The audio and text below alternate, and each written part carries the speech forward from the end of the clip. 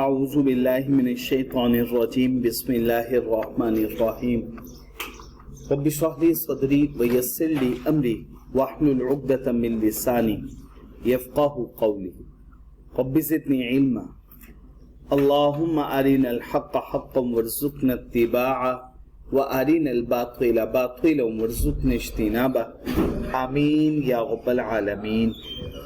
अल्लाहुम्मा तहिर क़ुलूबना मिनन निफ़ाक़ व अअमालना मिनर रिया व अलसिनतना मिनल कज़िब व अअयुनना मिनल ख़ियाना फ़इन्नका तअलमु ख़ाइनतल अअयुनि व मा तुख़फ़िस सुदूर आमीन या रब्बल आलमीन। बच्चे, हम लोगों ने फॉर्म्स ऑफ कंसिडरेशन कल अच्छे तरीके से डिस्कस भी कर लिया था और काफी हद तक हम उसके प्रैक्टिस क्वेश्चन भी सॉल्व कर चुके होंगे। एक छोटा सा इशू है, उसको डिस्कस करना है, उसके बाद फिर हम लोग ये फुल लेंथ क्वेश्चन एक उसकी प्रैक्टिस करेंगे, बट SOFP की करेंगे, SOCI की अभी हमने प्रैक्टिस नहीं शुरू की। तो स्टार्ट करते हैं, फिर उसके बाद जो बाकी मानदा एडजस्टमेंट्स हैं उन एडजस्टमेंट्स की इंशाल्लाह हम लोग प्रैक्टिस करनी शुरू करेंगे और जल्द अज जल्द इस टॉपिक को मुकम्मल करेंगे। अऊज़ु बिल्लाहि मिनश्शैतानिर्रजीम बिस्मिल्लाहिर्रहमानिर्रहीम।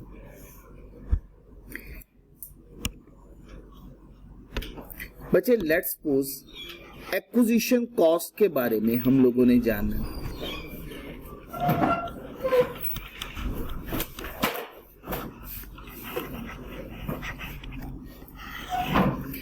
एक्विजिशन कॉस्ट का मतलब यह है कि जब पेरेंट सब्सिडरी को एक्वायर कर रहा है तो हो सकता है उससे कोई लीगल चार्जेस पे करने पड़ जाएं।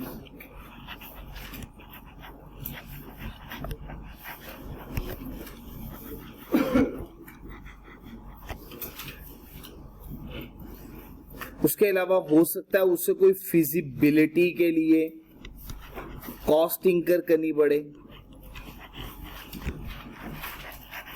एटसेट्रा। ऐसी बहुत सारी कॉस्ट होती हैं।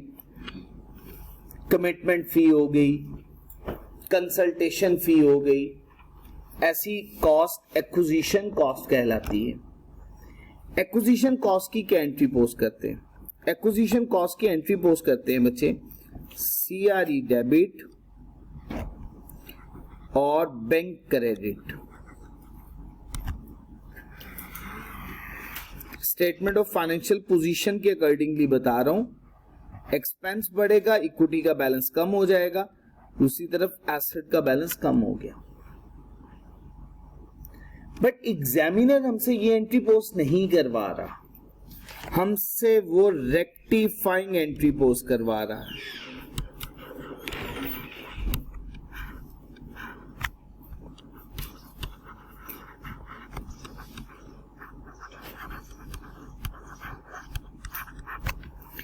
रेक्टिफाइंग एंट्री इस तरह से IFRS 9 में जाके डिटेल डिस्कशन करूंगा, अभी नहीं कर रहा हूं। अभी फिल वक्त वो ये कहता है कि एक्विजिशन कॉस्ट, एक्विजिशन का खर्चा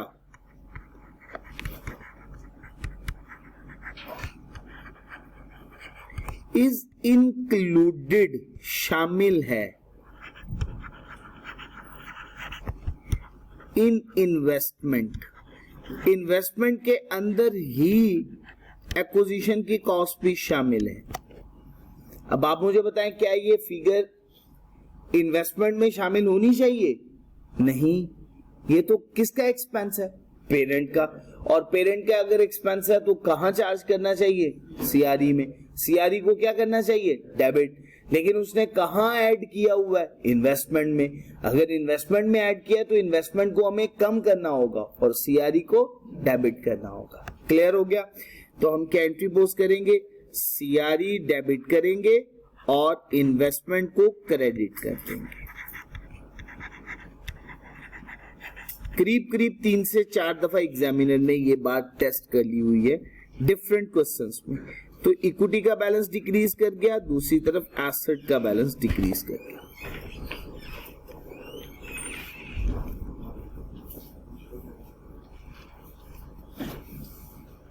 जी बच्चे, कोई कंफ्यूजन तो नहीं है? सब बातें clear? Full length question solve कर लें। फॉर्म्स ऑफ कंसीडरेशन का, जिसमें डेफर्ड कंसीडरेशन का रिपोर्टिंग डेट पे क्या इफेक्ट आएगा वो भी समझ में आ जाएगी। कंटिंजेंट कंसीडरेशन का अगर फेयर वैल्यू में चेंज आ जाए रिपोर्टिंग डेट में, उसका क्या इफेक्ट होगा। जी बच्चे स्टार्ट करते हैं। आऊज़ु बिल्लाहि मिनश शैतानिर रजीम, बिस्मिल्लाहिर रहमानिर रहीम। मेंशन कर लीजिएगा, रिवीजन लेवल क्वेश्चन है ये वाला, फॉर्म्स ऑफ कंसीडरेशन के अकॉर्डिंगली बहुत इंपॉर्टेंट क्वेश्चन है ये वाला। रिक्वायरमेंट सबसे पहले इसकी डिस्कस कर लेते हैं। रिक्वायरमेंट है, आपने consolidated statement of financial position बनानी है एज एट 30 जून 2022। मैं सिर्फ ये बनाऊंगा, स्टेटमेंट ऑफ कॉम्प्रिहेंसिव इनकम मैं नहीं बना रहा। स्टेटमेंट ऑफ कॉम्प्रिहेंसिव इनकम में से मैं सिर्फ आपकी इतनी मदद करूंगा कि आपने ये पोस्ट का बैलेंस नोट कर लेना है। पोस्ट एक्विजिशन का कितना बैलेंस है, 110, नोट कर लीजिएगा। और बैलेंसिंग फिगर हमारी क्या होगी, प्री एक्विजिशन का बैलेंस हमारा क्या बन जाएगा, बैलेंसिंग फिगर। क्लियर हो गया? सब लोग एक्टिव हैं? बहुत अच्छे तरीके से इस क्वेश्चन को मेरे साथ सॉल्व कीजिएगा। नोट मेरे साथ साथ ना कीजिएगा, पहले कैलकुलेशन करवाइएगा। नोट करने के लिए मैं आप लोगों को टाइम प्रोवाइड कर दूंगा इंशाल्लाह। आऊज़ु बिल्लाहि मिनश शैतानिर रजीम, बिस्मिल्लाहिर रहमानिर रहीम। मारिया लिमिटेड, एक्वायरर कौन है बच्चे, Maria limited ML.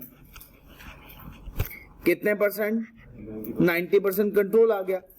Saima SL limited, 1 जुलाई 2021, कौन सी डेट, एक्विजिशन डेट, जिस दिन पेरेंट ने सब्सिडरी को एक्वायर किया। एमएल ने एसएल को एक्वायर किया, वो डेट क्या है, 1 जुलाई 2021।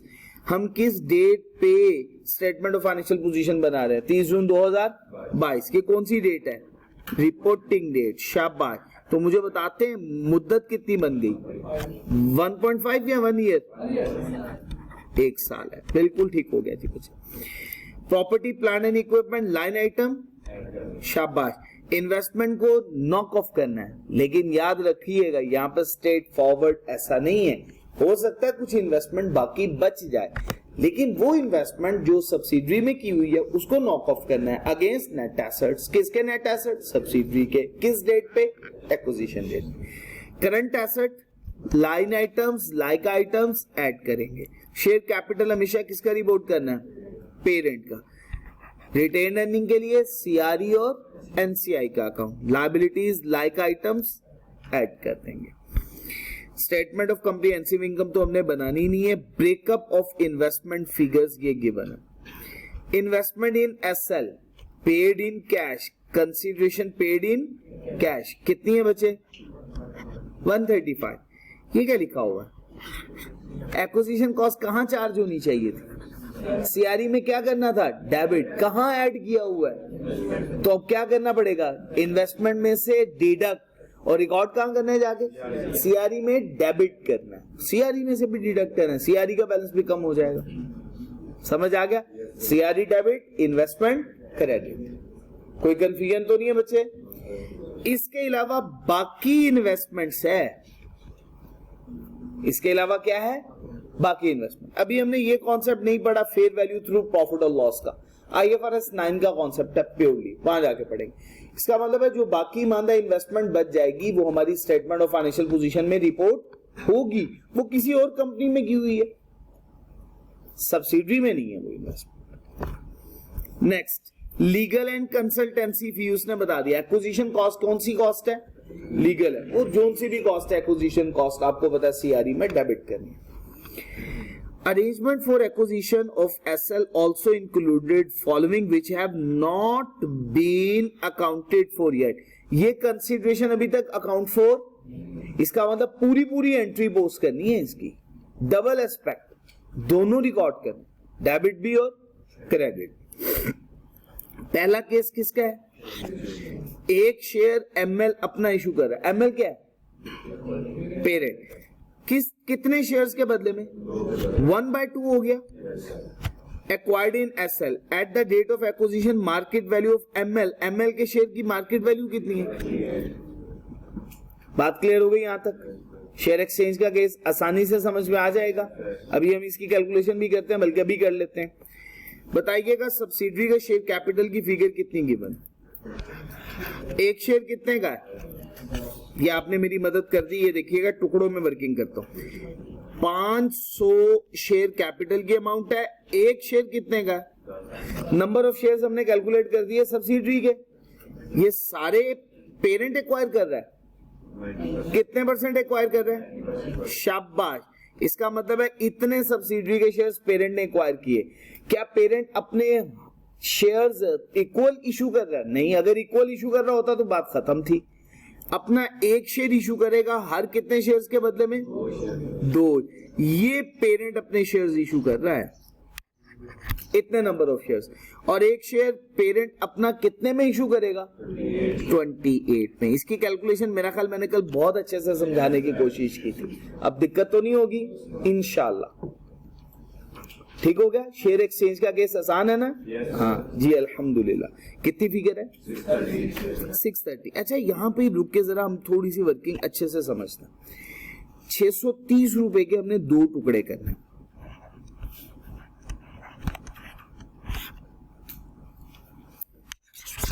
अगर मैं इस तरफ कर दूं तो माइंड तो नहीं करेंगे ना?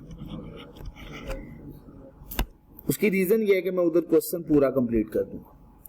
देखिए फेस वैल्यू अलहदा से रिकॉर्ड करनी है और एक्सेस आ जाएगा तो वो प्रीमियम हो जाएगा, क्योंकि जो फेस वैल्यू है वो शेयर कैपिटल है, एक्सेस शेयर प्रीमियम है। फेस वैल्यू 10 रुपए है और एक्सेस कितनी वैल्यू बनती है? 18 रुपए। तो अब अगर मैं इसकी कैलकुलेशन आपसे पूछूं तो इसकी फिगर कितनी बनती है वो मुझे बताइएगा। पेरेंट के नंबर ऑफ शेयर्स 22 तो 22.5 इंटू 10 कर दीजिएगा। ये हो गया 225। ये शेयर कैपिटल की अमाउंट होगी। इसी तरह से 22.5 इंटू 18 405 ये शेयर प्रीमियम की फिगर होगी। फर्क समझ में आ गया? क्योंकि हमने पूरी एंट्री पोस्ट करनी है ना। अगर मैं आपसे पूछूं पूरी एंट्री पोस्ट करें, पूरी एंट्री क्या पोस्ट करेंगे? इन्वेस्टमेंट डेबिट कितने से? 630 से। शेयर कैपिटल क्रेडिट 225 से। शेयर प्रीमियम क्रेडिट 405 से। पूरी एंट्री क्लियर? अगेन रिपीट कर रहा हूं। इन्वेस्टमेंट डेबिट कितने से? 630। Share capital credit 225। Share premium 405। बात क्लियर हो गई जी? फ्यूचर कैश पेमेंट 4 रुपए पर शेयर, 4 रुपए पर शेयर आपको पे करने हैं 30 जून 2024 को। ठीक है? 4 रुपए पर शेयर आपको पे करने हैं।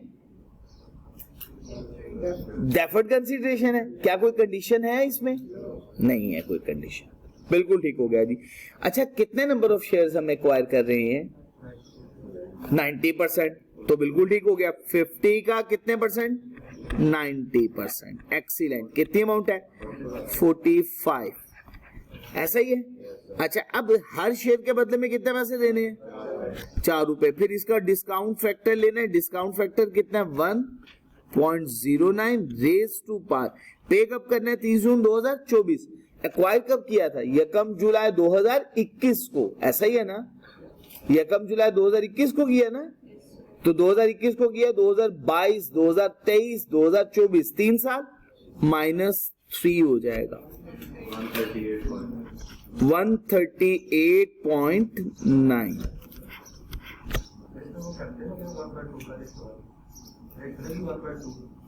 1/2 हम तब यूज करते हैं जब वो पेरेंट के शेयर्स है। वो यहां पे कह रहे हैं सब्सिडरी के जितने भी शेयर्स हमने एक्वायर किए उसका 4 रुपए पर शेयर हमें पे करना पड़ेगा एडिशनल। ठीक हो गया? तो ये 1/2 का फैक्टर यहाँ पे अप्लाई नहीं होगा। बच्चे बात क्लियर हो गई यहां तक? नेक्स्ट कंडीशनल कौन सी है जी बच्चे? कंटिंजेंट। एडिशनल 2 रुपए पर शेयर पे करने पड़ेंगे 30 जून 2023 को, प्रोवाइडेड का क्या मतलब है? Condition SL continue to earn profit 100 million और अबव टिल देन, उस वक्त तक। The fair value of this conditional payment was estimated 50। अब हम 2 रुपए पर शेयर लेंगे या 50 रुपए लेंगे? फेयर वैल्यू याद करें, कंटिंजेंट को हमेशा किस में मेजर करना है? रूल ही यही है। हमेशा कंटिंजेंट को किस में मेजर करना है? जितनी मर्जी फिगर्स आपको दे दे, डिस्काउंट रेट भी बता दे, आपने कभी भी कंफ्यूज नहीं होना, हमेशा किस पे मेजर करना है? Fair value. उसूल है, डेफर्ड को प्रेजेंट वैल्यू, कंटिंजेंट को फेयर वैल्यू। बिल्कुल ठीक होगा। तो किस पे मेजर करेंगे हम? 50 पे। 1 जुलाई 2021 पे। हाउएवर 30 जून को फेयर वैल्यू इसकी कितनी हो गई? 48। फेयर वैल्यू इसकी बढ़ी या कम हुई? कम हुई। तो इसका मतलब है ये सीआरई क्रेडिट हो जाएगा, 2 रुपए का फायदा हो जाएगा। पेरेंट ने 50 रुपए देने थे, अब 48 रुपए देने, तो 2 रुपए का क्या हो गया? फायदा। तो सीआरई का बैलेंस इससे बढ़ जाएगा, कंटिंजेंट कंसीडरेशन कम हो जाएगी।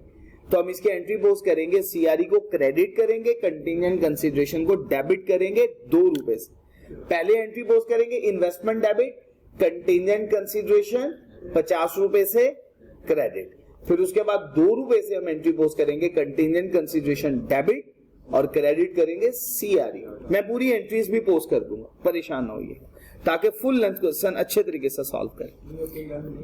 फुल लेंथ है, एडजस्टमेंट नहीं है इसमें कोई भी, इसमें सिर्फ फॉर्म्स ऑफ कंसीडरेशन, इसमें कोई भी किसी भी तरह की एडजस्टमेंट नहीं है। जैसे ना फेयर वैल्यू एडजस्टमेंट है, ना इंट्रा ग्रुप बैलेंस की एलिमिनेशन है, ना अनरियलाइज्ड प्रॉफिट ऑन इन्वेंट्री। ये सारी की सारी फॉर्म्स ऑफ कंसीडरेशन, सिर्फ कॉस्ट ऑफ इन्वेस्टमेंट बस। समझ आइए, एग्जाम में जो आप क्वेश्चन करेंगे ये तो फॉर्म्स ऑफ कंसीडरेशन, एडजस्टमेंट तो इसके बाद की बातें। चले जी, लास्ट पे आ गया जी।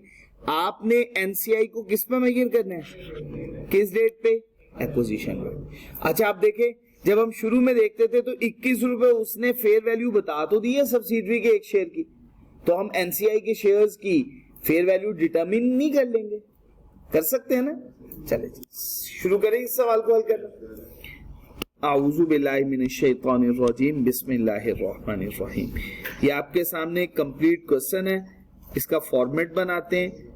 फॉर्मेट बनाने के बाद इस क्वेश्चन को हम इंशाल्लाह अच्छे तरीके से सॉल्व करने की कोशिश करेंगे।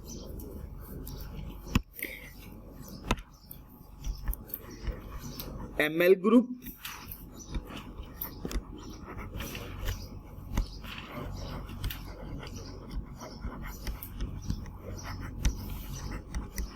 consolidated statement of financial position। आपको पता है हर स्टेटमेंट एज एट होती है या फॉर द ईयर एंडेड है? For the year ended. सवाई एक स्टेटमेंट के, जो कि statement of financial position. As at June 30th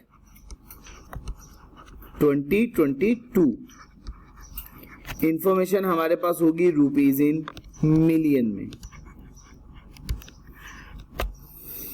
सबसे पहले बच्चे एसेट्स, एब्रीवेशन यूज कर रहा हूं, फेस पे आपने एब्रीवेशन यूज नहीं करना। 500 प्लस 600, एक लाइन स्किप कर दीजिएगा। गुडविल, गुडविल हमारी बच्चे वर्किंग नंबर 2 है। इसके बाद बच्चे इन्वेस्टमेंट्स, बाकी इन्वेस्टमेंट्स तो हमारी रिपोर्ट होंगी ना।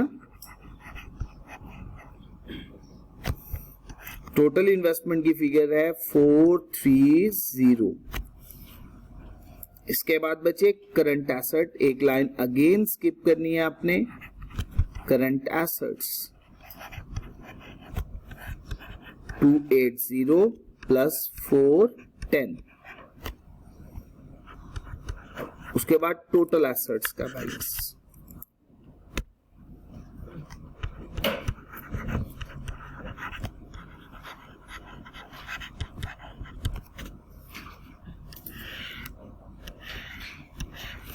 इसके बाद बच्चे equity and liabilities.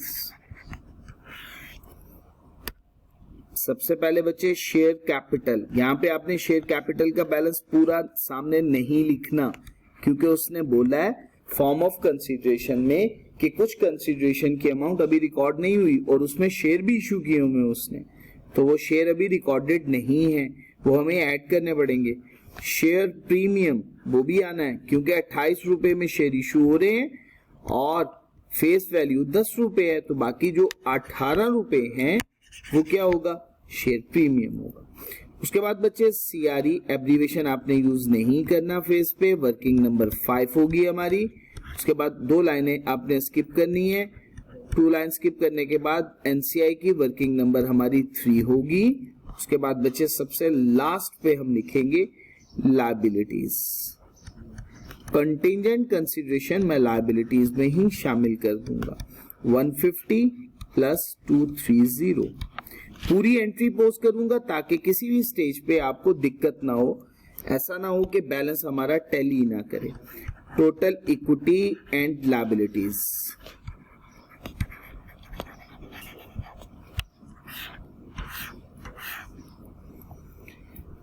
Complete format हमने बना लिया।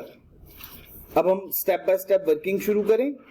आप लोग मेरी तरफ कंसंट्रेट कर रहे हैं, मुझे वर्किंग करवाएंगे, खुद से नोट नहीं करेंगे इंशाल्लाह। ठीक है जी, चले जी, बिस्मिल्लाहिर्रहमानिर्रहीम। बच्चे वर्किंग नंबर 1, वर्किंग नंबर 1 किसकी वर्किंग होगी,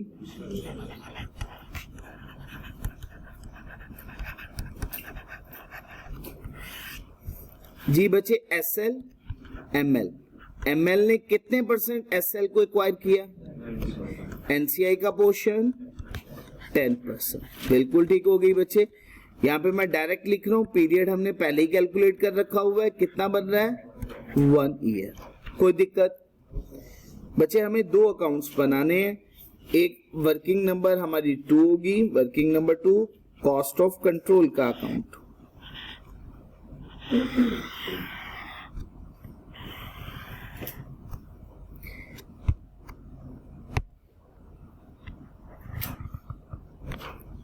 वर्किंग नंबर 3 NCI की working, cost of control. Start करते हैं। कॉस्ट ऑफ इन्वेस्टमेंट, सबसे पहले कॉस्ट ऑफ इन्वेस्टमेंट में कैश कंसीडरेशन, ऐसा ही है। कैश कंसीडरेशन उसने कहा है इंक्लूडेड है, देखिए कितनी है 135। अब देखिए मैं साथ साथ स्टेप बाय स्टेप इसमें से माइनस भी करता जा रहा हूं। यहां से मैंने माइनस कर दिया 135, ऐसा ही है। और मैंने कॉस्ट ऑफ इन्वेस्टमेंट में आके ये बात लिख भी दी 135 से।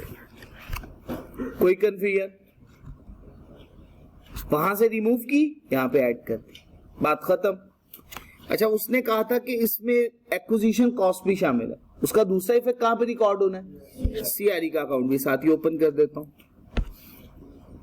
CRE का आपको पता है वर्किंग नंबर 5 है। CRE का बैलेंस मुझे बताइएगा, MLs की रिटेन अर्निंग का बैलेंस 260। अच्छा, अब acquisition cost, acquisition cost debit करना है ना CRE को 5 रुपए से, और इन्वेस्टमेंट में से बचे माइनस करवा दीजिएगा। ये 5 मैंने यहां से माइनस करवा दिया। पूरी एंट्री का पोस्ट हुई, CRE डेबिट और इन्वेस्टमेंट, पूरी एंट्री पोस्ट हो गई, CRE डेबिट और इन्वेस्टमेंट क्रेडिट। मैं एंट्रीज भी साथ साथ लिख रहा हूं, ये देखे पहली मैंने एंट्री भी लिख दी, CRE डेबिट और इन्वेस्टमेंट क्रेडिट।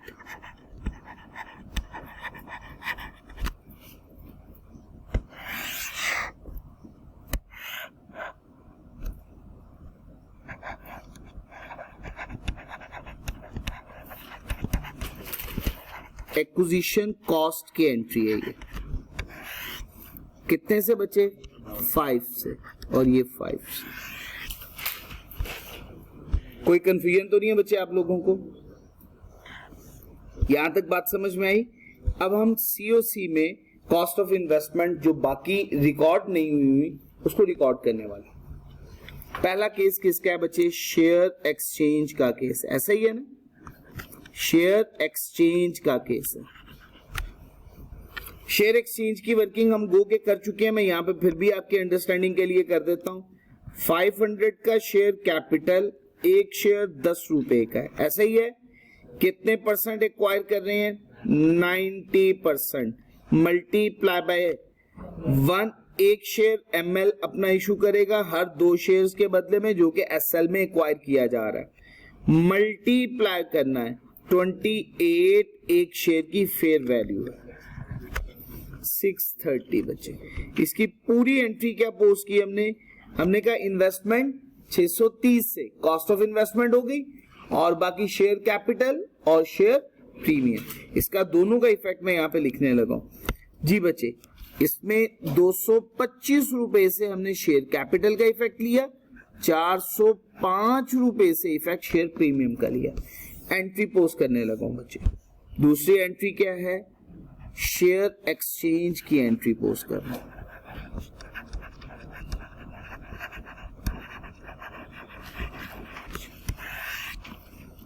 शेयर एक्सचेंज की एंट्री, इन्वेस्टमेंट डेबिट, कितने से बचे इन्वेस्टमेंट को डेबिट किया हमने? 630 से, और क्रेडिट बचे किसको किया? शेयर कैपिटल को। कितने से बचे? 225 से, और शेयर प्रीमियम को 405 से। और इन्वेस्टमेंट को एट द एंड अगर कंसोलिडेटेड का इफेक्ट देखे तो इन्वेस्टमेंट को मैंने कहां जाके फिर दोबारा से अकाउंट फॉर किया? सीओसी में। फिर मैंने क्या एंट्री पोस्ट की? सीओसी डेबिट और इन्वेस्टमेंट क्रेडिट। वो कंसोलिडेटेड मैंने एंट्री पोस्ट नहीं की, आपके हिंट के लिए मैं ये एंट्रीज पोस्ट कर रहा हूं। ये भी एंट्री पोस्ट हो गई। उसके बाद बचे डेफर्ड कंसीडरेशन। डेफर्ड के जितने इफेक्ट्स होंगे सारे इकट्ठे मैं यहाँ पे लिखता चला जाऊंगा।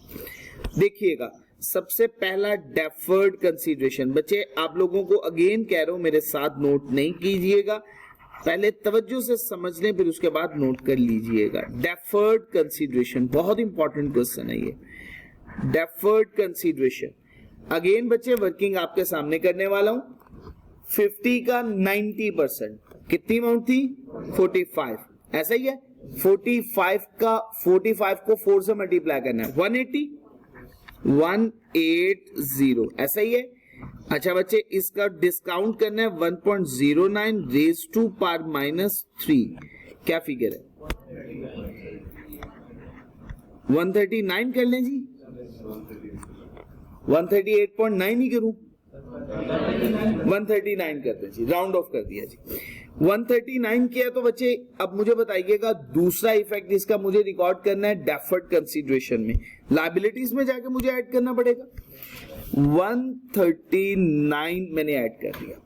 इसके बच्चे एंट्री पोस्ट करने लगा हूं, देख लीजिएगा इसकी एंट्री डेफर्ड कंसीडरेशन की। Third word deferred consideration.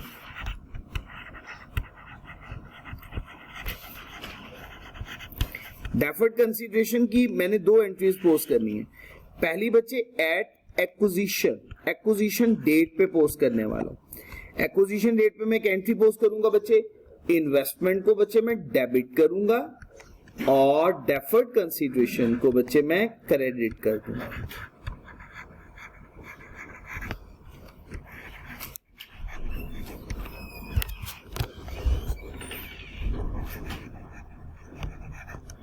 कितने से बच्चे? 139 और 139। कोई दिक्कत तो नहीं है बच्चे? पहला इफेक्ट आ गया। अभी दूसरा इफेक्ट मैंने रिकॉर्ड नहीं किया, मैं एंट्री पहले पोस्ट कर देता हूं, फिर इसका इफेक्ट रिकॉर्ड करूंगा। एट रिपोर्टिंग डेट, ऐसा ही है। 1 साल की मुद्दत पूरी हो गई, आपने ये देखना है मुद्दत कितनी पूरी हुई, जितनी भी हुई उतनी मुद्दत से मल्टीप्लाई भी कर दीजिएगा। इसमें क्या होगा बच्चे? सीआरई डेबिट, फाइनेंस कॉस्ट है बेसिकली, जिसको मैंने अनवाइंडिंग कॉस्ट भी बोला था, याद है ना आपको? और बच्चे क्रेडिट किसे करना है? डेफर्ड कंसीडरेशन को आपने क्रेडिट कर देना। कैलकुलेशन कर रहे हैं बच्चे, जरा अच्छे से देख लीजिएगा। मैं पूरी की पूरी बात लिखूंगा ताकि आपको दिक्कत ना हो कभी भी एग्जाम में। 139 ये फिगर आपने पिक करनी है, मल्टीप्लाई कर देना है बच्चे। आपने जो रेट होगा जिससे आपने प्रेजेंट वैल्यू फाइंड आउट की, मल्टीप्लाई कर देना आपने। अगर तो जितने भी माह हैं उससे आपने मल्टीप्लाई करना है। ये 12 है और डिवाइडेड बाय 12 ही आएगा। 18 माह हुए तो 18 बाय 12, 24 महीने हो गए, 2 साल की मुद्दत है तो 24 बाय 12, 3 साल की मुद्दत है तो 36 बाय 12, या 3 साल से डायरेक्ट मल्टीप्लाई कर दीजिएगा। लेकिन अगर 6 माह की मुद्दत हुई तो फिर या तो हमें 0.5 से मल्टीप्लाई करने या 6 बाय 12 से। क्लियर हो गया जी बच्चे? यहां पे 12 बाय 12 लिखने की जरूरत नहीं है क्योंकि अंडरस्टूड ही क्या है, ये 1 आ गया। ये बात समझ में आ गई है? कोई दिक्कत तो नहीं है? कैलकुलेशन करके मुझे आंसर बताइए। 12.51 12.51 बात क्लियर है? इसके दोनों इफेक्ट्स मुझे अब रिकॉर्ड करने हैं। तो बच्चे सीआरई डेबिट ऐसा ही है। तो बच्चे ये क्या है? फाइनेंस कॉस्ट या अनवाइंडिंग कॉस्ट 12.51। इसका दूसरा इफेक्ट कहां रिकॉर्ड करना है बच्चे हमें? डेफर्ड कंसीडरेशन में 12.51। डेफर्ड कंसीडरेशन के मैंने दोनों इफेक्ट्स रिकॉर्ड कर दिए अल्हम्दुलिल्लाह। क्या हुआ? डेफर्ड कंसीडरेशन लायबिलिटी हमारी बढ़ी है कम हुई है? लायबिलिटी हमारी बढ़ी है ना। देखें एंट्रीज में, देखें अगर इसका इफेक्ट देखें, यहां पे हमारी इन्वेस्टमेंट की अमाउंट बढ़ी और साथ ही हमारी लायबिलिटी बढ़ गई। गो के हमने इसको नॉक ऑफ करना है बाद में गुडविल की कैलकुलेशन के लिए। यहां पे देखिएगा ये क्या हुआ? इक्विटी का बैलेंस हमारा डिक्रीज हुआ बट हमारी लायबिलिटी तो बढ़ गई। ठीक हो गया जी? कोई कंफ्यूजन यहां तक? कैश कंसीडरेशन जो है वो उसकी कोई एंट्री नहीं है, वो हमने इन्वेस्टमेंट को इलिमिनेट कर दिया बस। कंसोलिडेटेड एंट्री हो सकती है, कंसोलिडेटेड एक एंट्री पोस्ट कर दूंगा, वो एट द एंड बता दूंगा जब गुडविल कैलकुलेट हो जाएगी। जी यहां तक कोई कंफ्यूजन? सब बातें क्लियर? बिस्मिल्लाहिर्रहमानिर्रहीम। अगली बच्चे शेयर एक्सचेंज भी हो गया, फ्यूचर कैश पेमेंट भी हो गई। कंडीशनल कंटिंजेंट,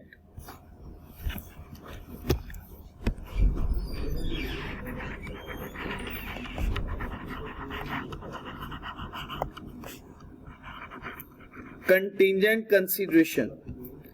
कंटिंजेंट कंसीडरेशन को हमेशा किस पे मेजर करते हैं? Fair value.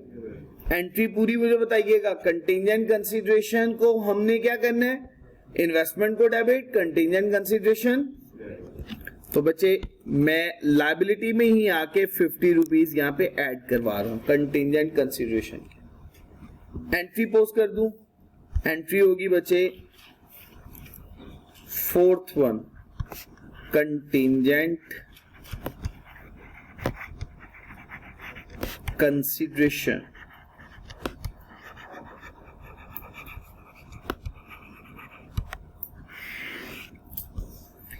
कंटिंजेंट कंसीडरेशन की एंट्री क्या है? इन्वेस्टमेंट डेबिट और कंटिंजेंट कंसीडरेशन क्रेडिट। कितने से बचे? 50 से। 50 से डेबिट, 50 से क्रेडिट। एनालिसिस क्या हुआ? एसेट बढ़ा, लायबिलिटी भी बढ़ गई। अच्छा इसकी रिपोर्टिंग डेट पे, ये तो थी किस डेट पे एंट्री? At acquisition date. ये एक्विजिशन डेट पे एंट्री पोस्ट की। अगर हम एट रिपोर्टिंग डेट इसकी एंट्री पोस्ट करें, बताइएगा बच्चे रिपोर्टिंग डेट पे इसकी क्या एंट्री पोस्ट करेंगे? शाबाश, हम एंट्री पोस्ट करेंगे कंटिंजेंट कंसीडरेशन कम हो गई, डिक्रीज कर गई। कंटिंजेंट कंसीडरेशन को बच्चे हम डेबिट करेंगे। कितने से बच्चे? 2 रुपए से। ऐसे ही कहा ना उसने, 48 है उसकी अब वैल्यू, तो 2 रुपए से कम हुई। और किसको क्रेडिट कर देंगे? सीआरई को। कितने से बचे? 2 रुपए से। एनालिसिस क्या हुआ? लायबिलिटी डिक्रीज और इधर इक्विटी का बैलेंस इंक्रीज करके। तो ये इफेक्ट बच्चे मैं यहां पे रिकॉर्ड करने लगा हूं। 2 रुपए से ये बैलेंस डिक्रीज कर गया, 2 रुपए से सीआरई का बैलेंस बढ़ गया।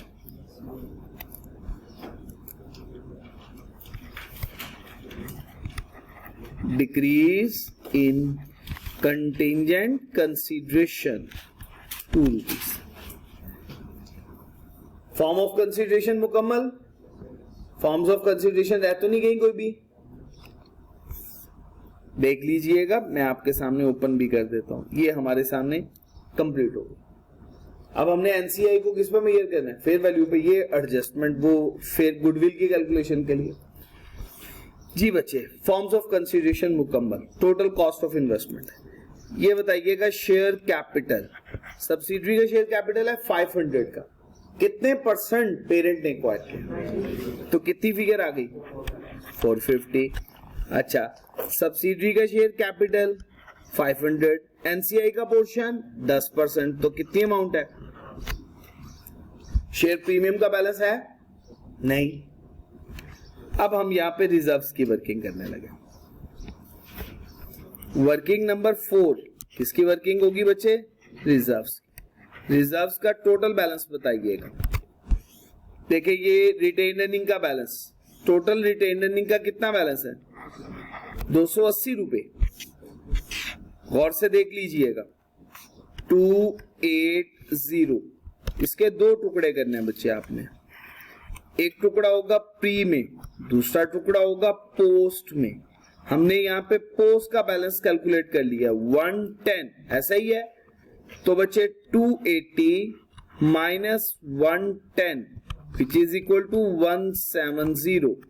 उसके बाद इसके भी दो टुकड़े करने हैं, इसके भी दो टुकड़े कर देने, ये सीओसी में और एनसीआई में रिपोर्ट होगा, सीआरई में और एनसीआई में रिपोर्ट होगा। सीओसी में 90%, एनसीआई में 10%, सीआरई में 90%, एनसीआई में 10%। जी बच्चे, तो बच्चे 110 का 10% 11 और यहाँ पे आ जाएगा 99, ऐसा ही है, ये होगा बच्चे 17 और इसका आ जाएगा 153। कोई दिक्कत तो नहीं है बच्चे, ये कैलकुलेशन में आसान है। 153 प्री का बैलेंस कितना रिपोर्ट किया यहाँ पे 153। बच्चे गुडविल कैलकुलेट करके मुझे बता दीजिएगा।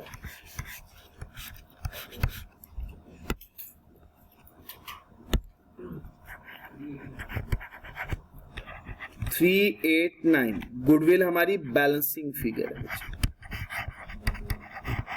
309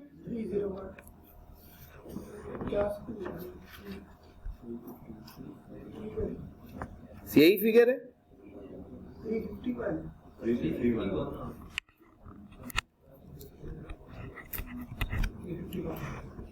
351 आ रहा है,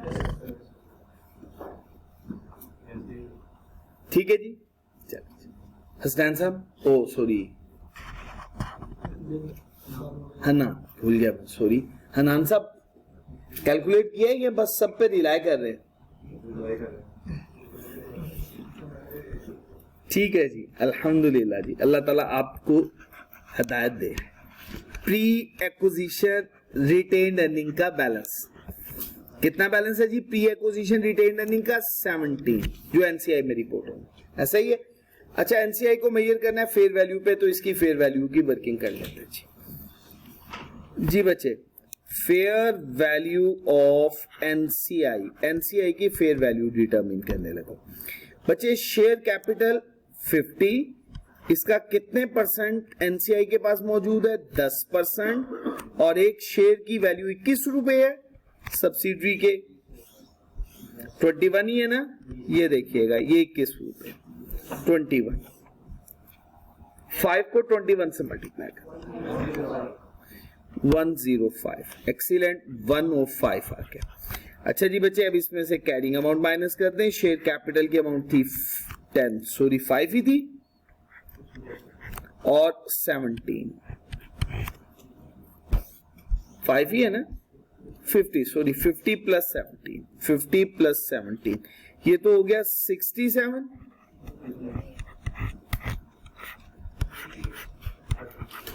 गुडविल की figure 38,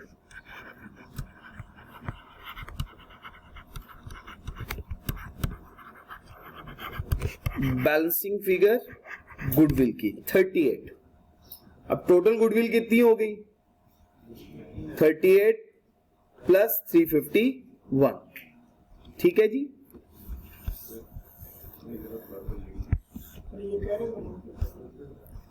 fair value of NCI हमने कैलकुलेट करनी है। फेयर वैल्यू ऑफ एनसीआई को कैलकुलेट करने के लिए हमें सबसे पहले नंबर ऑफ शेयर्स चाहिए सब्सिडरी के। सब्सिडरी के नंबर ऑफ शेयर्स कैसे हमने कैलकुलेट किए? उसका शेयर कैपिटल है टोटल 50 500 का, एक शेयर है 10 रुपए का। टोटल शेयर कैपिटल उसका कितने का है? 500 मिलियन का, एक शेयर 10 रुपए का, तो 50 मिलियन नंबर ऑफ शेयर्स हो। उसमें से 10% पेरेंट कंट्रोल नहीं कर रहा, तो पेरेंट के लिए वो क्या बन गया? एनसीआई। तो 50 को हमने 10% से मल्टीप्लाई कर दिया। ठीक हो गया। अच्छा, अब ये हो गया, ये हमारे सामने इंफॉर्मेशन। सब्सिडरी की एक्विजिशन डेट पे एक शेयर की कीमत 21 रुपए है, हमने उसको 21 से मल्टीप्लाई कर दिया, तो हमें पता चला कि एनसीआई की फेयर मार्केट वैल्यू 105 रुपए है एक्विजिशन डेट पे, जो कि हमने मेजर की हुई है वो तो 67 है। इसका मतलब है जो बाकी 105 रुपए में से जो डिफरेंस ये ले लेंगे, ये 38 का बैलेंस किस चीज का है? वो गुडविल है। वो किसकी गुडविल है? हमने जो पोर्शन खरीदा हुआ है हमने उसकी गुडविल तो रिकॉर्ड कर ली, लेकिन एनसीआई की गुडविल भी बनती है। अगर इसको आज बेच दे सब्सिडरी, उससे भी तो सब्सिडरी को फायदा मिलना है ना। उसने जो एक्सेस में पैसे हासिल कर लेने, वो किस वजह से करने? उसकी गुडविल की वजह से।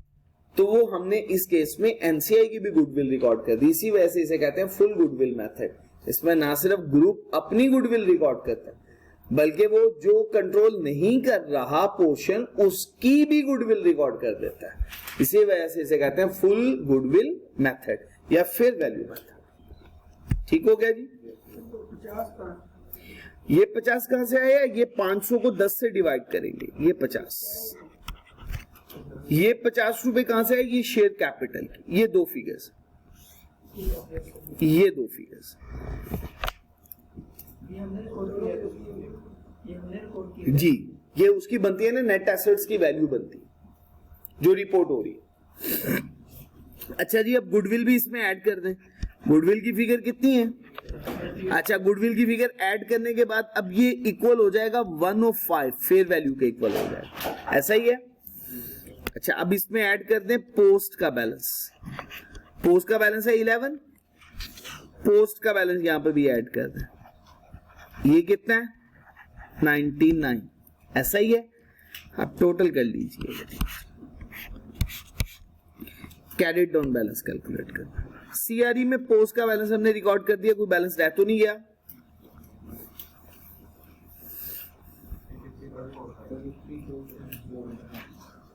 डबल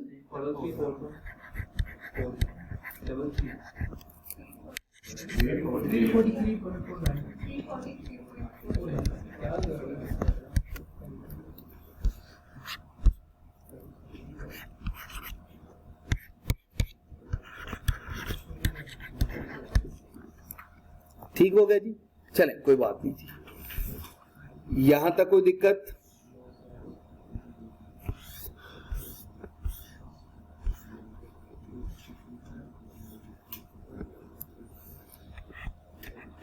एक फिगर हमने 351 कैलकुलेट की, दूसरी 38 कैलकुलेट होगी। इसका टोटल कर लीजिएगा जी। अब 1100 9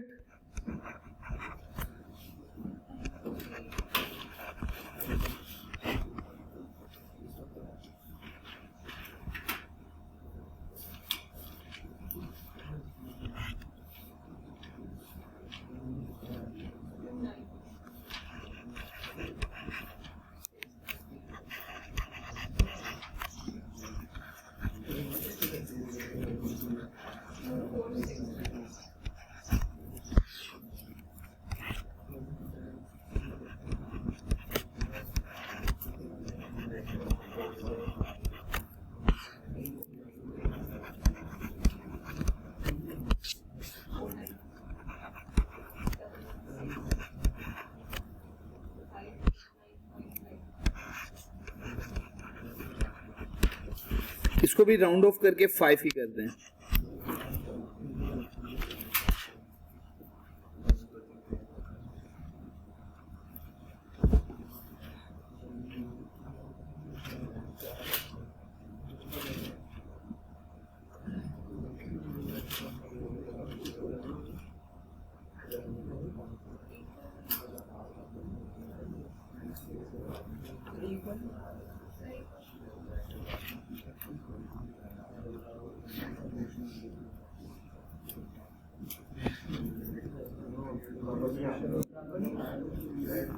बराबर नहीं आ रहा, कितने का डिफरेंस आया?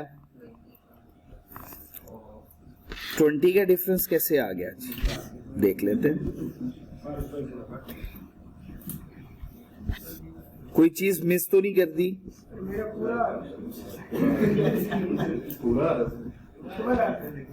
इक्वल आ रहा है।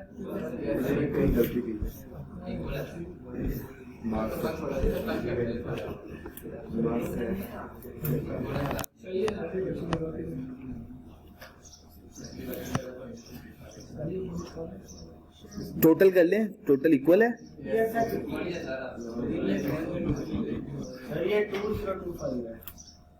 कौन सी फिगर? शेयर कैपिटल का 2025। ये कैसे 2025?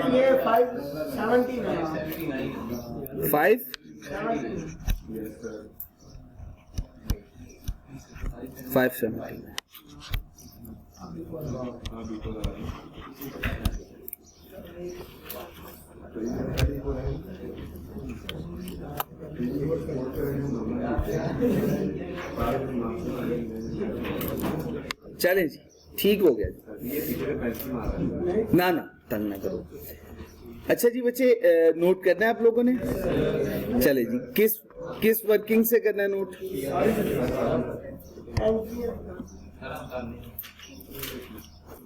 बिस्मिल्लाहिर्रहमानिर्रहीम। अच्छा, मैं आप लोगों को, जैसा कि मैंने आपको पहले भी बताया, कि मैं एक शॉर्टकट वे आपके साथ डिस्कस करूंगा गुडविल को कैलकुलेट करने का। गुडविल को कैलकुलेट करने के लिए हम एमसीक्यूज जब सॉल्व किया करेंगे तो ये फॉर्मेट फॉलो करेंगे। नॉर्मली आप ये भी कर सकते हैं कि सीओसी का भी अकाउंट बना लें और एनसीआई का अकाउंट भी बना लें, लेकिन ये टाइम टेकिंग प्रोसेस होगा। If you want to save your time, तो फिर आपको चाहिए कि आप एक सिंपल स्टेटमेंट फॉर्म के मुताबिक या स्टेटमेंट फॉर्मेट के मुताबिक गुडविल की वर्किंग कर सकते हैं। उसमें हमें सेपरेट गुडविल कैलकुलेट करने की जरूरत नहीं होगी। हम क्या करेंगे, सबसे पहले लिखेंगे कॉस्ट ऑफ इन्वेस्टमेंट।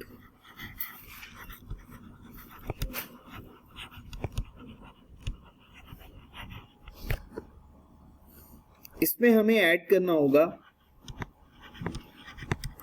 एनसीआई का बैलेंस। अगर हम एनसीआई को मेजर कर रहे होंगे फेयर वैल्यू पे, तो फिर हमें फेयर वैल्यू ऑफ एनसीआई लिखनी है। और अगर एनसीआई को हम फेयर वैल्यू पे मेजर नहीं कर रहे, तो फिर उसके नेट एसेट का जितना बैलेंस बनेगा वो लिखना होगा। ये दोनों फिगर्स हमने सम कर लेनी है।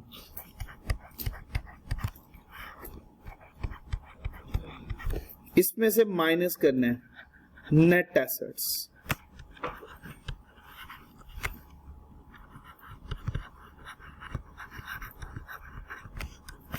नेट एसेट्स का मतलब शेयर कैपिटल,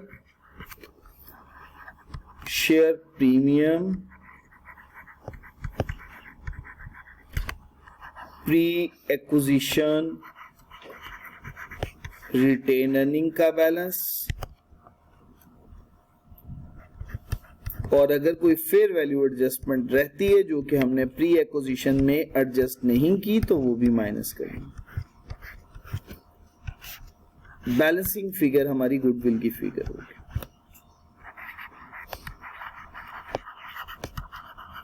अभी मैं आपको कैलकुलेट करके दिखाता भी हूं।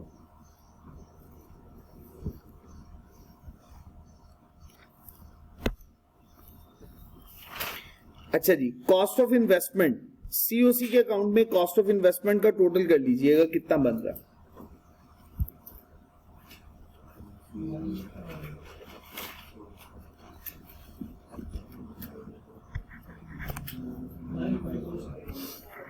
954 जी बच्चे, कॉस्ट ऑफ इन्वेस्टमेंट की फिगर कितनी है 954। अच्छा बच्चे अब बताइएगा fair value of NCI 105, total कर लीजिएगा इसका 1059। शेयर कैपिटल टोटल फिगर हमने यूज करनी है 500। शेयर प्रीमियम तो है ही नहीं है, सब्सिडरी का बैलेंस लिखना है यहां पे, और प्री एक्विजिशन रिटेन अर्निंग का टोटल बैलेंस 170। डिफरेंस बता दीजिए। 389 गुडविल का बैलेंस आ गया मुझे।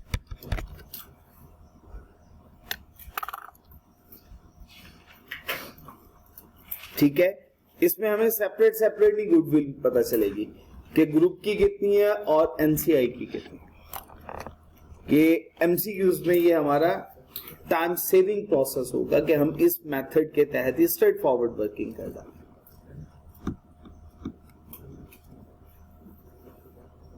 और ये एंट्री मैं अब आपको पोस्ट भी कर देता हूं, क्योंकि यही एंट्री पोस्ट करनी थी ना।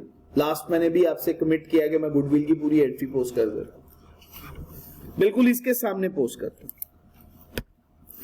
एंट्री क्या बच्चे, हमने एंट्री पोस्ट करनी है, शेयर कैपिटल को डेबिट करना है। कितने से शेयर कैपिटल को 500 से।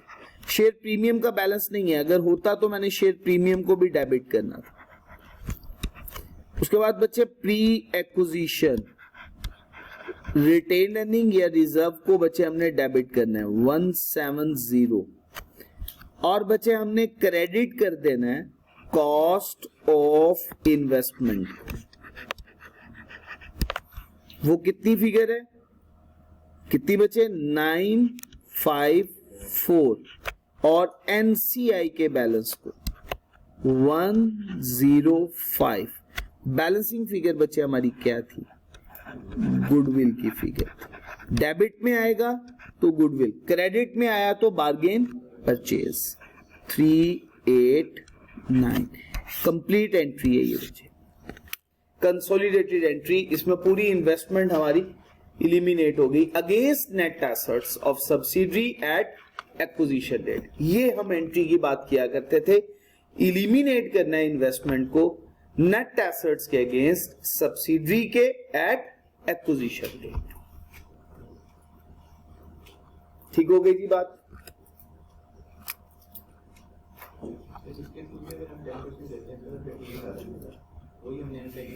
वही हम सेपरेट सेपरेट भी एंट्री पोस्ट कर सकते हैं और कंबाइन भी पोस्ट कर सकते हैं।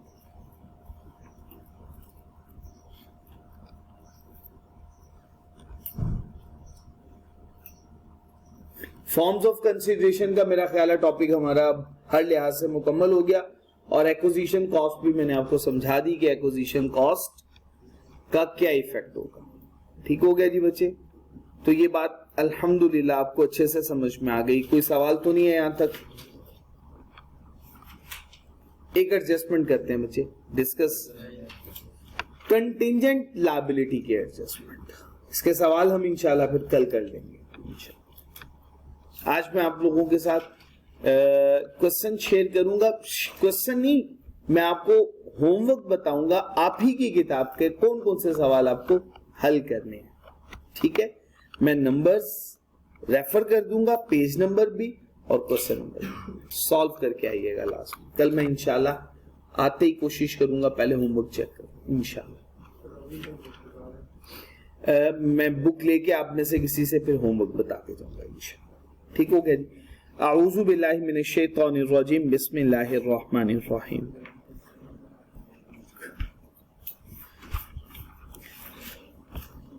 अभी तक हमने कितनी एडजस्टमेंट्स सॉल्व कर ली हैं? तकरीबन मेरा ख्याल है 6 एडजस्टमेंट्स हम सॉल्व कर चुके होंगे, ऐसा ही है। 6 है तो या 7 होगी।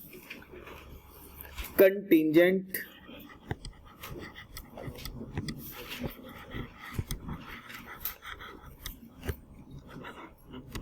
लायबिलिटी,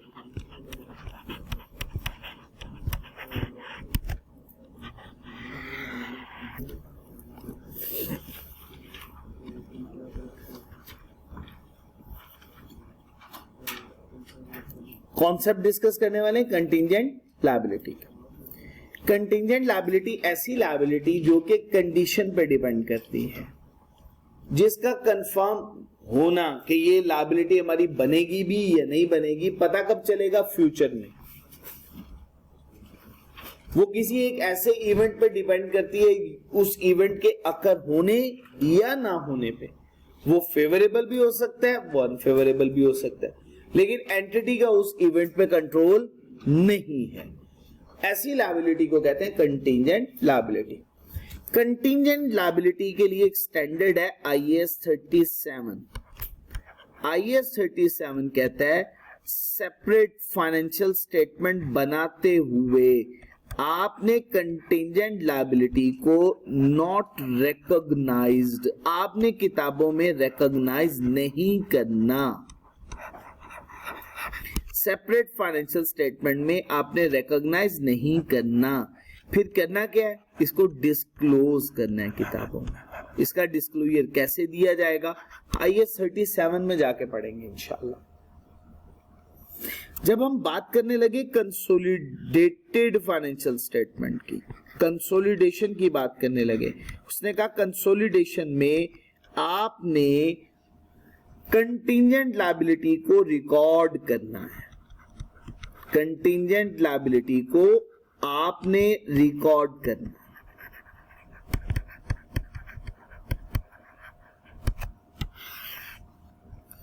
तो हमने कहा रिकॉग्नाइज्ड करेंगे, इसको किताबों में लिखेंगे। किन फाइनेंशियल स्टेटमेंट में लिखेंगे, कंसोलिडेटेड। अच्छा, रिकॉग्नाइज अगर करेंगे तो किस वैल्यू पे करेंगे, एट फेयर वैल्यू।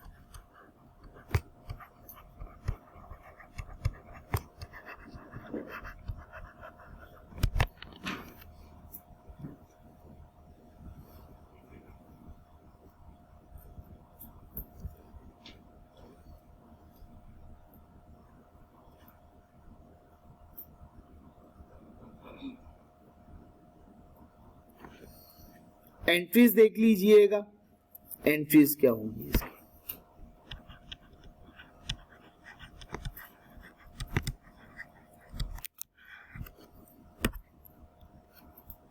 सबसे पहले at acquisition date entry post करेंगे बच्चे, प्री एक्विजिशन रिजर्व्स डेबिट और कंटिंजेंट लायबिलिटी। कंसिडरेशन अलहदा चीज थी, लायबिलिटी अलहदा चीज है। लिटिगेशन के मैटर्स, कंपनी पे मुकदमात वगैरह हो जाते हैं, उसको कहते हैं कंटिंजेंट लायबिलिटीज। इसका एनालिसिस क्या हुआ बच्चे, एक तरफ हमारी इक्विटी का बैलेंस कम हो गया और दूसरी तरफ लायबिलिटी का बैलेंस बढ़ गया। अच्छा बच्चे, रिपोर्टिंग डेट पे इसका क्या इफेक्ट हो सकता है, इसके डिफरेंट केसेस हो सकते हैं। सबसे पहला, इंक्रीज कर गया बैलेंस, कंटिंजेंट लायबिलिटी की वैल्यू क्या कर गई, इंक्रीज कर गई। अगर इंक्रीज करे तो हमने एंट्री क्या पोस्ट करनी है, पोस्ट एक्विजिशन रिजर्व्स डेबिट और कंटिंजेंट लायबिलिटी क्रेडिट।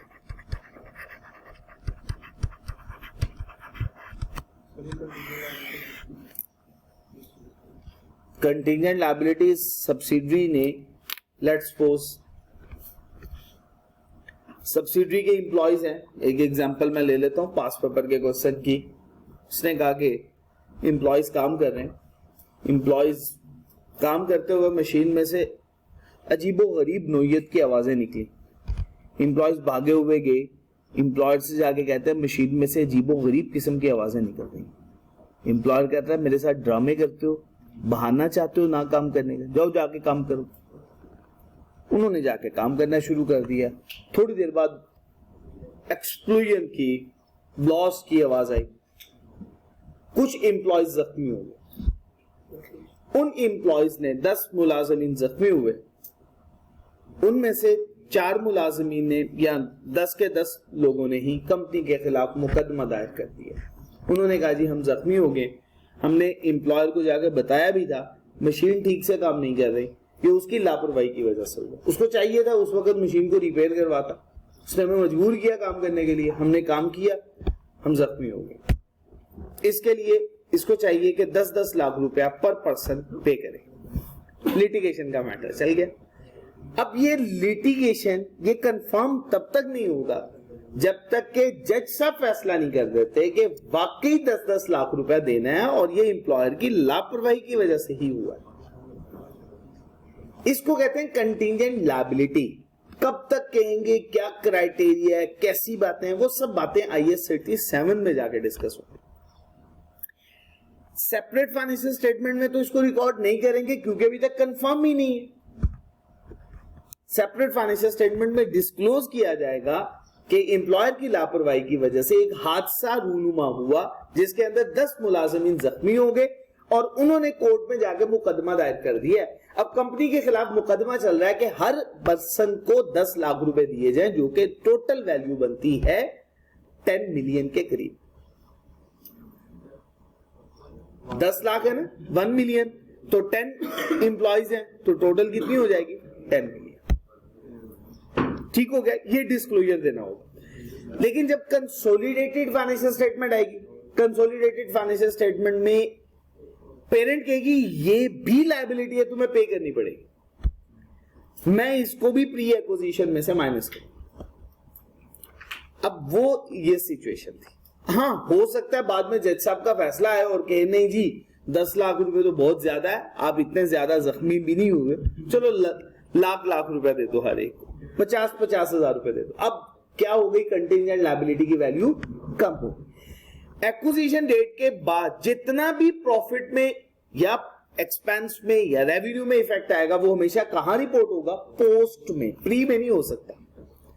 प्री तो गुडविल की कैलकुलेशन के लिए था, बस हो गया इफेक्ट, तो हमने किस में रिकॉर्ड करना है, पोस्ट। क्लियर हो गया। अगर वैल्यू डिक्रीज कर गई तो इफेक्ट क्या होगा, कंटिंजेंट लायबिलिटी डेबिट और पोस्ट क्रेडिट।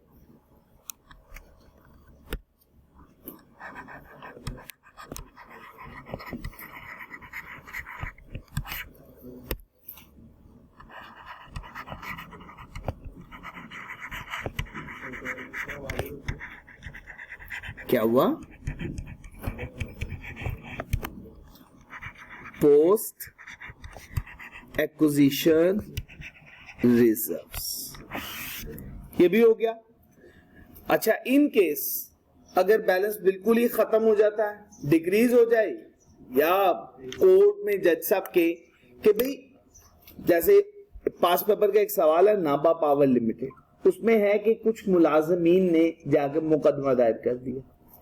जज साहब ने पूछा भाई आपने क्यों दायर किया, उन्होंने कहा मैं ठा की आवाज आई थी, हम डर गए थे, हमें स्ट्रेस बहुत पहुंचा। उन्होंने कहा भाग जाओ, आपको कोई पैसे नहीं मिले। अब ये जो इन्होंने मुकदमा दायर किया, कंटिंजेंट लायबिलिटी बहरहाल अभी बनी तो नहीं थी, लेकिन वैसे मैंने एक बात समझाने के लिए वर्ड बोल दिया, समझाने के लिए। तो अब ये बिल्कुल ही मुकदमा ही खत्म हो गया, कोई पैसे नहीं देने पड़े, तो फिर उस केस में भी एंट्री पोस्ट होगी, कंटिंजेंट लायबिलिटी खत्म पूरी अमाउंट से। इसको कहते हैं हम राइट बैक कर देना, लायबिलिटी को ही खत्म कर देना, और पोस्ट एक्विजिशन रिजर्व पूरी अमाउंट से रिवर्स हो जाएगा। ठीक हो गया। अच्छा, अगर पेमेंट हो जाए तो क्या एंट्री पोस्ट होगी, शाबाश, पेमेंट हो जाए तो क्या एंट्री पोस्ट होगी, कंटिंजेंट लायबिलिटी डेबिट और बैंक क्रेडिट। एक्सीलेंट, बिल्कुल ठीक हो गया। एंट्री पोस्ट कर देते हैं कंटिंजेंट लायबिलिटी डेबिट और बैंक क्रेडिट। कोई कंफ्यूजन तो नहीं है बच्चे यहां तक? नॉर्मली ये केस तो नहीं होगा, लेकिन एमसीक्यूज में या शॉर्ट क्वेश्चंस में आपसे पूछ सकता है। तो कल इंशाल्लाह इसकी हम प्रैक्टिस करेंगे। एक साथ ही साथ एक बात याद रखिएगा, कंटिंजेंट लायबिलिटी को सेपरेट फाइनेंशियल स्टेटमेंट में रिकॉर्ड नहीं किया जाता, डिस्क्लोज किया जाता है, कंसोलिडेटेड में रिकॉर्ड किया जाता है। अगर मैं ये सवाल पूछूं कंटिंजेंट एसेट्स के केस में, कंटिंजेंट एसेट्स, तो याद रखना है कंटिंजेंट एसेट को सेपरेट फाइनेंशियल स्टेटमेंट हो या कंसोलिडेटेड हो, दोनों में ही रिकॉर्ड नहीं किया जाता। कंटिंजेंट एसेट नॉट रिकॉग्नाइज्ड, इसे किताबों में नहीं लिखा जाएगा, ना सेपरेट फाइनेंशियल स्टेटमेंट में, ना ही कंसोलिडेटेड फाइनेंशियल स्टेटमेंट में। याद रखेंगे ये बात, सेपरेट फाइनेंशियल स्टेटमेंट में भी रिकॉर्ड नहीं किया जाएगा, कंसोलिडेटेड फाइनेंशियल स्टेटमेंट में भी रिकॉर्ड नहीं किया जाएगा। यहां तक बात मुकम्मल हो गई। चलिए इंशाल्लाह कल इसका प्रैक्टिस क्वेश्चन हम सॉल्व करेंगे।